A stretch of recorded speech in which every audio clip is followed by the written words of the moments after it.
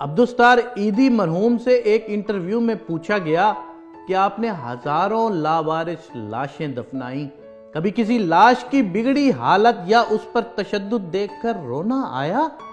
انہوں نے آنکھیں بند کر کے گہری سوچ میں غوطہ زن ہوتے ہوئے کہا، تشدد یا بگڑی لاش تو نہیں، البتہ ایک مرتبہ میرے رضاکار ایک صاف ستھری لاش لے کر آئے جو تازہ انتقال کیے ہوئے بوڑھے مگر کسی پڑھے لکھے اور کھاتے پیتے گھرانے کی لگ رہی تھی۔ اس کے سفید چاندی جیسے بالوں میں تیل لگا ہوا تھا اور سلیقے سے کنگھی کی ہوئی تھی۔ دھوبی کے دھلے ہوئے سفید اجلے کلف لگے سوٹ میں اس کی شخصیت بڑی باوقار لگ رہی تھی، مگر تھی وہ اب ایک صرف لاش۔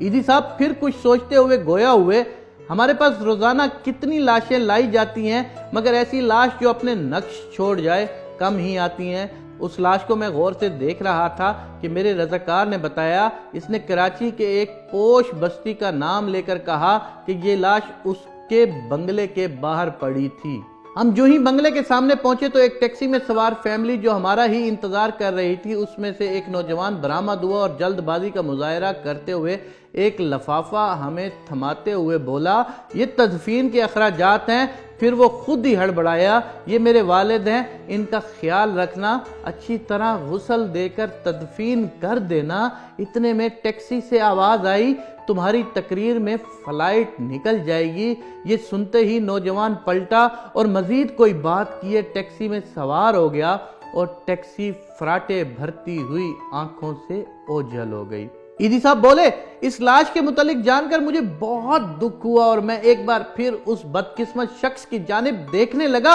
تو مجھے ایسے لگا جیسے وہ بازو وقائے مجھے درخواست کر رہا ہو کہ عیدی صاحب ساری لاوارث لاشوں کے وارث آپ ہوتے ہیں، مجھ بدقسمت کے وارث بھی آپ بن جائیں۔ عیدی صاحب نے کہا کہ میں نے فوراً فیصلہ کیا کہ اس لاش کو غسل بھی میں دوں گا اور تدفین بھی خود کروں گا۔ پھر جو ہی غسل دینے لگا تو اس اجلے جسم کو دیکھ کر میں سوچ میں پڑ گیا کہ جو شخص اپنی زندگی میں اس قدر معتبر اور حساس ہوگا، اس نے اپنی اولاد کی پرورش میں کیا ناز و نام نہ اٹھائے ہوں گے، مگر بیٹے کے پاس تدفین کا وقت بھی نہ تھا۔ اسے باپ کو قبر میں اتارنے سے زیادہ فلائٹ نکل جانے کی فکر تھی، اور یوں اس لاش کو غسل دیتے ہوئے میرے آنسو چھلک پڑے۔ پھر عیدی صاحب اپنے کندھے پر رکھے کپڑے سے آنسو پونچھتے ہوئے بولے، اس دن میں انسانیت کی ڈوبتی نیا پر رو پڑا۔ کاش کہ ہم اپنی اولاد کی عیش و عشرت کی بجائے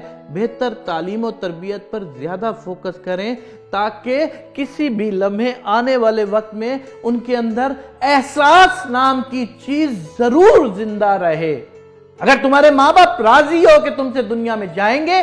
تو تم کامیابی کی وہ تمام سیڑھیاں عبور کرتے جاؤ گے جو تمہاری قسمت میں لکھ چکی ہیں،